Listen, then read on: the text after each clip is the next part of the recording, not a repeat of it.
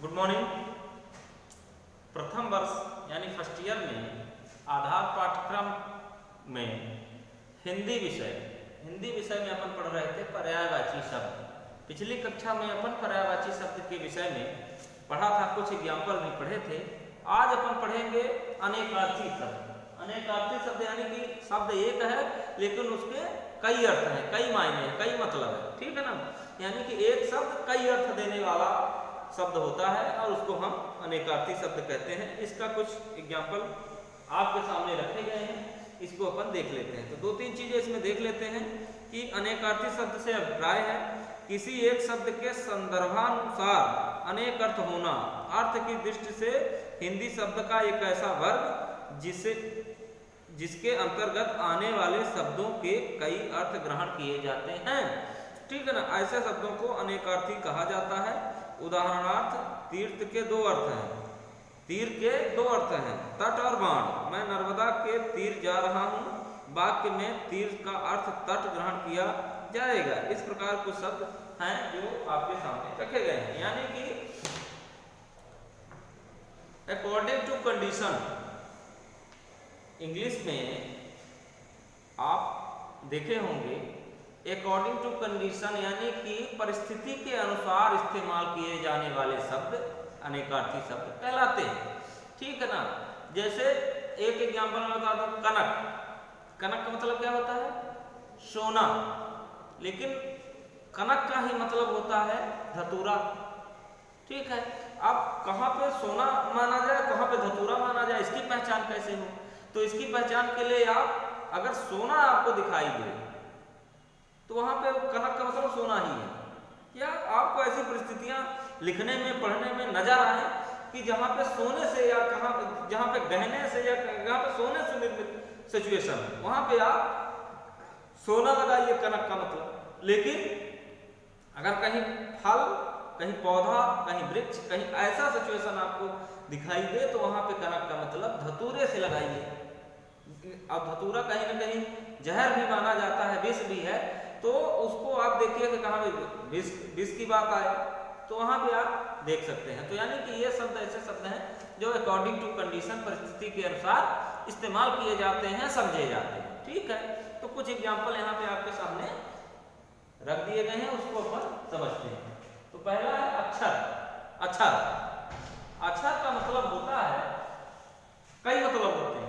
तो पहला मतलब होता है नष्ट ना होने वाला। अक्षर का मतलब नष्ट ना होने वाला। और दूसरा इसका अर्थ होता है स्वर व्यंजन वर्ण। वर्ण जिसको कहते हैं वर्ण, अक्षर स्वर व्यंजन होता है। और तीसरा इसका मतलब होता है हे ईश्वर।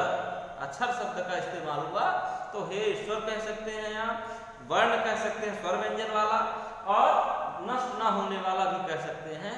अगर इन शब्दों का शॉर्ट फॉर्म इस्तेमाल करना है, छोटा शब्द इस्तेमाल करना है, तो आप अक्षर शब्द का इस्तेमाल कर सकते हैं।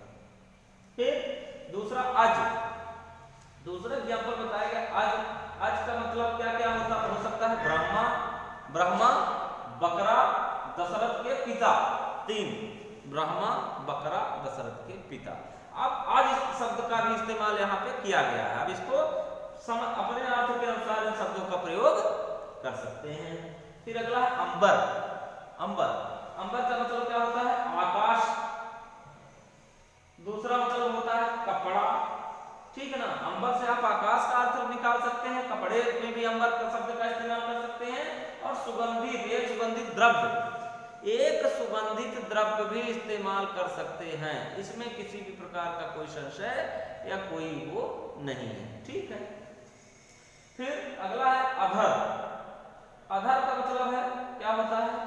नीचे। अधर का मतलब नीचे, ठीक है। निचला होंठ, होंठ का निचला भाग, जिसको हम अधर कह सकते हैं। फिर अगला क्या है?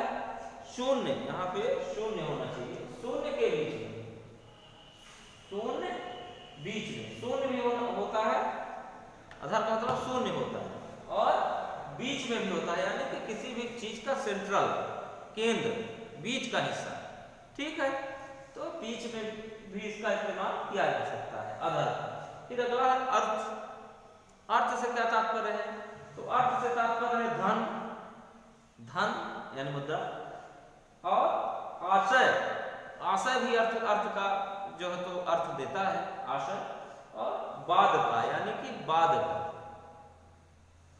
बाद का उत्तर, ठीक है। जैसे आप इसका एक एग्जांपल और दे दूं, जैसे पूर्वार्ध पहले का और उत्तरार्ध बाद का, ठीक है। फिर अगला है वही कनक। कनक का मतलब होता है सोना होता है, धतूरा होता है, गेहूं भी होता है। सोना होता है, धतूरा होता है और गेहूं होता है। तो ये कितने हुए? 1 2 3 4 5 6 7 7। आप इसको देख लीजिएगा, याद कर लीजिएगा और इसको जो है तो अमल में लाइएगा, ठीक है ना। लिखने में, पढ़ने में, बोलने में हम इस्तेमाल इन शब्दों का अनेकार्थी शब्दों के रूप में कर सकते हैं। अभी बहुत सारे अनेकार्थी शब्द हैं, ठीक है ना। 2-3 और बता देते हैं अभी। तो है अगला है कर। कर, कर का क्या मतलब होता है? हाथ, किरण, हाथी की सूंड और टैक्स। हाथ यानी हाथ, किरण जो प्रकाश की किरणें होती हैं, ठीक है ना। हाथी की सूंड, हाथी की सूंड को भी कर कहते हैं। और टैक्स, टैक्स जिसको कर कहते हैं, लगान, ठीक है। फिर अगला कल। कल का मतलब चैन, बीता हुआ दिन, आने वाला दिन और मशीन। बीता हुआ दिन, आने वाला दिन, सुकून जिसको अपन चैन कहते हैं, और मशीन, मशीन, ठीक है। कल जैसे कल पुर्जा मशीन का हिस्सा होता है। फिर अगला काम। काम का क्या मतलब होता है? तो काम के कई अर्थ हैं, अनेकार्थी है। तो कार्य, कार्य, कामदेव, काम के देवता कामदेव। विषय भोग की इच्छा यानी किसी चीज की लालसा, उसको पाने की इच्छा, विषय भोग की इच्छा, ठीक है। तो ये चीजें आप लोग देख लीजिएगा, बाकी शेष अपन कल बता देंगे, ठीक है। Thank you.